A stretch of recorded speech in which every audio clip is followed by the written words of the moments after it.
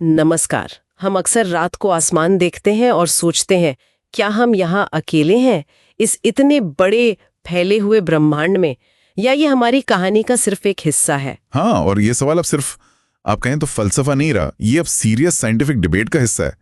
Multiverse मतलब एक से ज्यादा ब्रह्मांड होने का आइडिया। अच्छा जी, ये अब सिर्फ साइंस फिक्शन नहीं है। कई वैज्ञानिक थियरीज वो इसी तरफ इशारा कर रही हैं और ये हमारे होने के मतलब पर ही सवाल उठाता है। बिल्कुल।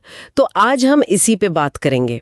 मल्टीवर्स की ये जो हैरान करने वाली दुनिया है, हमारे पास जो स्रोत हैं, उनके आधार पर इसकी थोड़ी गहराई में उतरेंगे। हाँ, कोशिश करेंगे समझने की कि ये आइडिया आया कहाँ से, इसके पीछे की मेन थ्योरीज क्या हैं, जैसे कॉस्मिक इन्फ्लेशन है, क्वांटम मैकेनिक्स है, स्ट्रिंग थ्योरी, और ये हमारी समझ को कैसे चैलेंज करती हैं, है ना? एग्जैक्टली।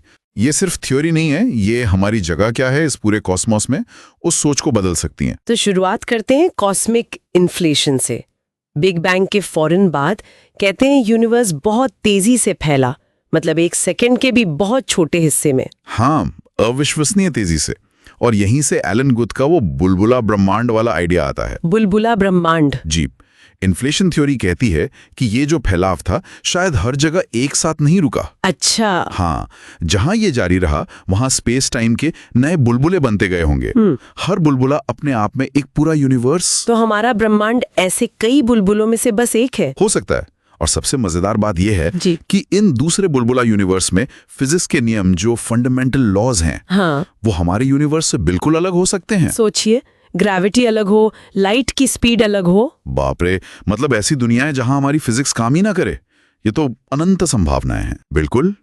लेकिन एक और आइडिया है जो शायद इससे भी ज्यादा अजीब है, क्वांटम मैकेनिक्स वाला, ह्यू एवरेट का मैनी वर्ल्ड्स इंटरप्रिटेशन। हाँ, मैंने सुना है इसके बारे में, पर यह है क्या, आसान शब्दों में? देखिए, क्वांटम लेवल पर चीजें थोड़ी धुंधली होती हैं।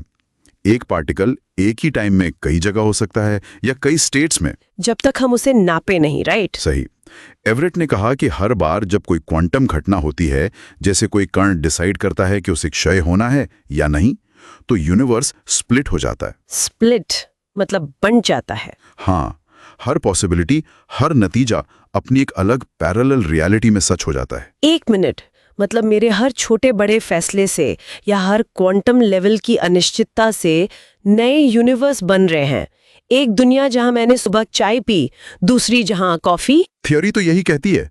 इसका मतलब समझ रहे हैं, जो कुछ भी हो सकता है वो कहीं ना कहीं हो रहा है। अनगिनत मैं, अनगिनत इतिहास। हाँ, ये हमारी जो सीधी साधी समझ है ना वास्तविकता की, उसे ये पूरी तरह से पलट देता है। ये तो वाकई दिमाग को हिला देने वाला विचार है। अच्छा, स्रोतों में स्ट्रिंग थ्योरी और ब्रेन वर्ल्ड्स का भी जिक्र था, वो क्या चीज है? स्ट्रिंग थ्योरी वो मानती है कि सबसे बुनियादी कण असल में धागे जैसे हैं, स्ट्रिंग्स, एनर्जी के वाइब्रेटिंग स्ट्रिंग्स। हाँ?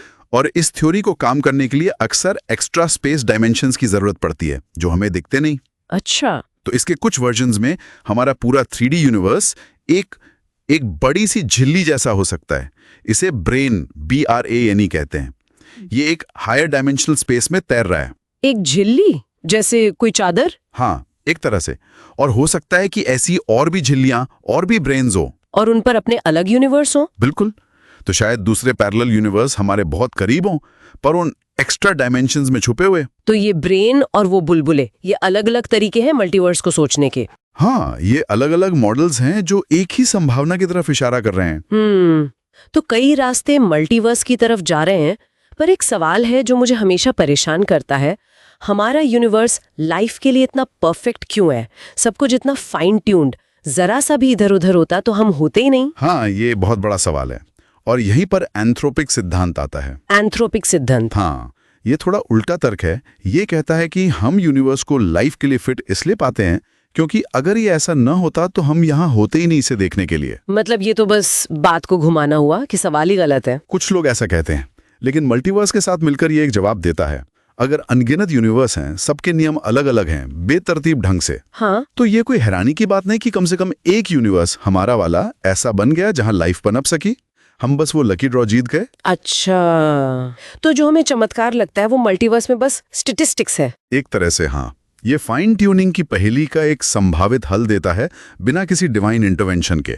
तो अगर हम इन सब बातों को समेटें, मल्टीवर्स के लिए थ्योरीज तो मजबूत लग रही हैं, लेकिन कोई सीधा सबूत नहीं है अभी। बिल्कुल सही।